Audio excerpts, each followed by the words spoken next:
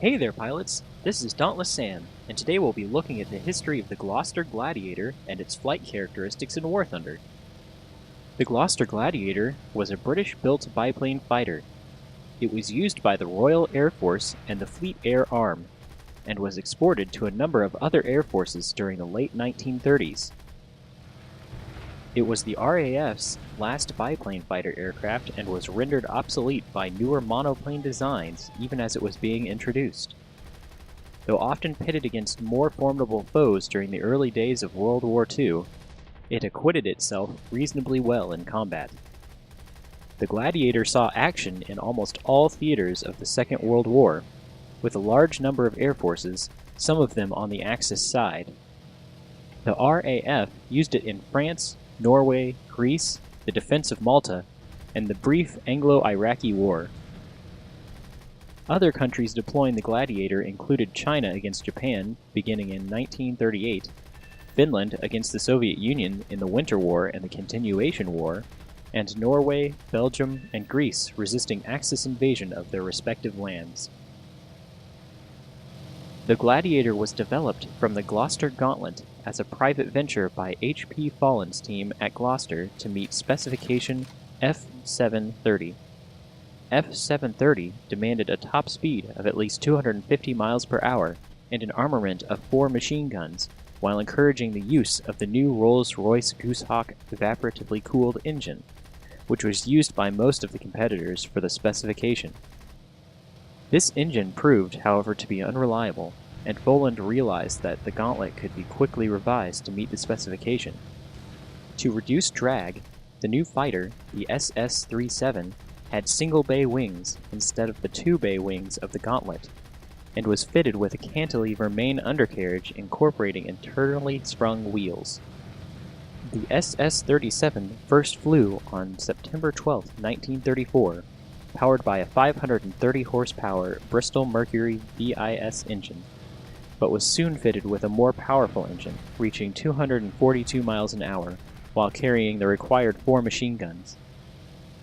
On April 3, 1935, the Royal Air Force commenced operational evaluations, while Gloster planned a further improved version with an 830 horsepower Mercury 9 engine and a fully enclosed cockpit. 3 months later, a first order was placed for 23 aircraft to specification F-1435, with the aircraft named Gloster Gladiator, followed by an order of 180 in September.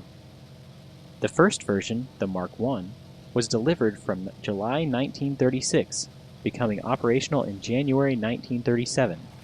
The Mark II soon followed, the main differences being a slightly more powerful Mercury engine driving a very fixed-pitch 3-bladed metal propeller instead of a 2-bladed wooden one.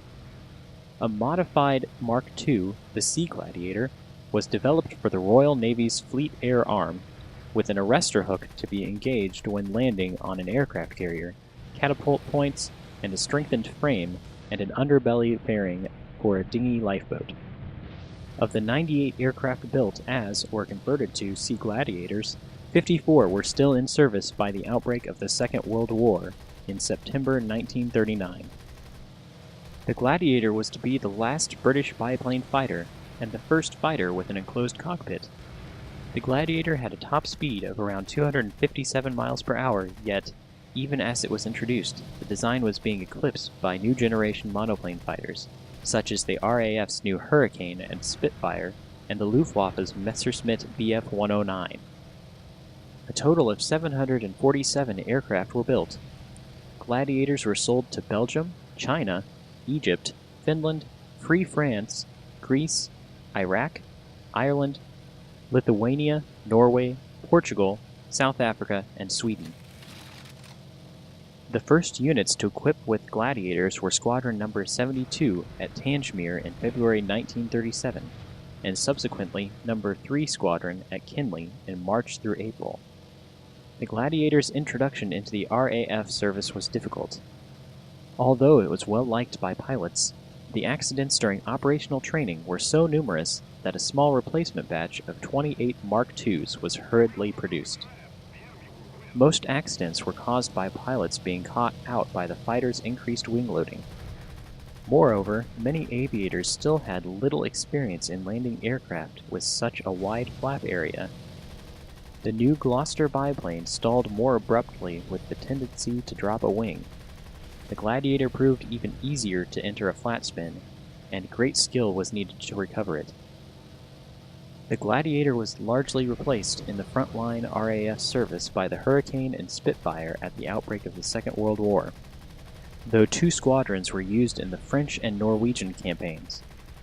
It would, however, see service in more peripheral campaigns during the early years of the Second World War. The classic biplane fighter was also one of Britain's biggest pre-war export successes, seeing service in many countries.